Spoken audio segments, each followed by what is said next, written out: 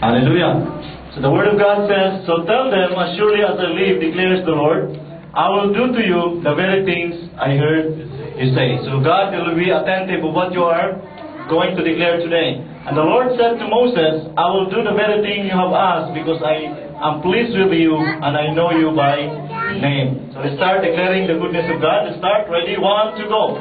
Restore, restore, restore. Satan, in Jesus' name, we command you to return everything you have stolen from us 7 times 2. What the devil intended for evil, God turned it for good. No weapon that is forged against me shall prosper, and every time that rises against us, you will condemn.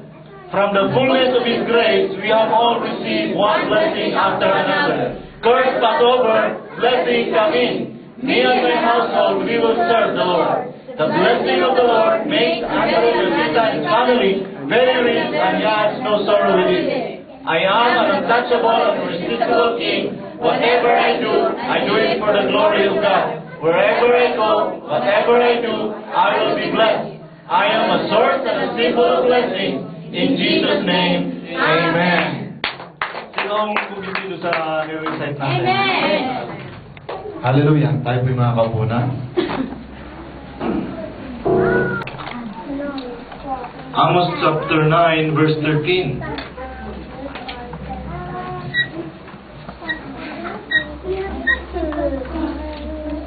Sino ang familiar sa Amos? Amos chapter 9, verse 13. Are you there? Sa mga walang Biblia, nandito po yung projector. Pero sa sunod, kailangan ko kayo magdala ng Biblia. Kung wala kayong Biblia, bibigyan namin kayo ng Biblia. Amen? So ready, 1, 2, go. Behold, the days come, saith the Lord, that the plowman shall overtake the reaper, and the treader of grapes him that soweth seed, and the mountain shall drop sweet wine, and all the hills shall melt. Hallelujah! May naintindihan mo tayo sa mga natin. Gusto ko kong basahin dito sa Amplified Version. Ito ang sabi dito. Behold, the days are coming. Sabi niya, meron akong sasabihin sa iyo. Darating ang araw. Kailan kaya ang araw na yun? Hallelujah! The days are coming, says the Lord, that the plowman shall overtake the reaper, and the trader of grapes him who sows the seed, and the mountain shall drop sweet wine, and all the hills shall melt. That is, every heretofore barren and unfruitful shall overflow with spiritual blessing. Okay, mukhang wala pa rin. Gusto ko kong bigyan ng illustration. I want you to use your imagination. Sabi niya, time will come that those who plow, yung nag-aararo, overtikan ngayon, yung nagtatanim. So meron ditong nagtatanim, somebody is sowing a seed, and behind somebody is plowing, and sabi niya, behind that person who plows, somebody is sowing a seed again. And behind that person that sows a seed, there is also, sabi niya, yung naggumagapas, ibig sabihin, nagtatanim yung isa, mag-aararo, yung sa likod, mag-aani sa tinatanim, bago pa lang matapos yung tinatanim mo, mayroon ng aani. Ang tawag ko doon, Brother John, acceleration. Ibig sabihin, there will be an acceleration. Kung ano yung sitwasyon mo, bigla na lang tatalon ka doon. There will be a time will come that you will be promoted. There will be a time when dito ka, nabaon ka sa utang, bigla ka nang tatalon doon, I'm free. Ang tawag doon, acceleration. There was a time na wala kang papel dito, pagdating mo doon, nagkaroon ka na kagad ng papel. That we call acceleration.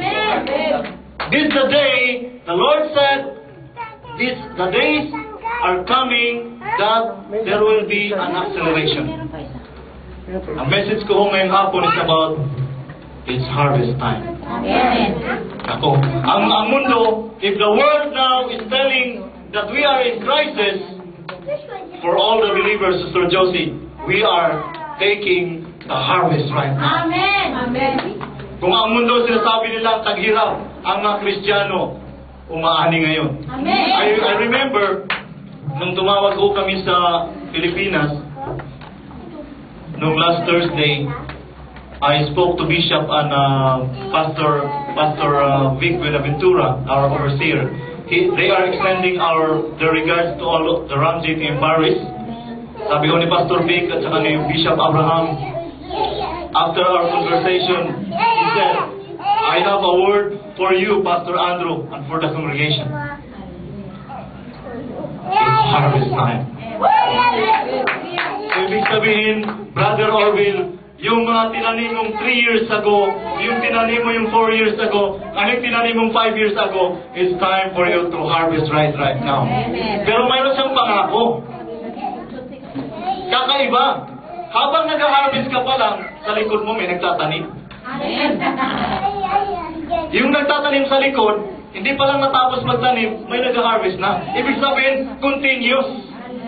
There will be an acceleration. So, ang iba, kailan pa kaya ako aani, katatanim ko lang nung kahapon.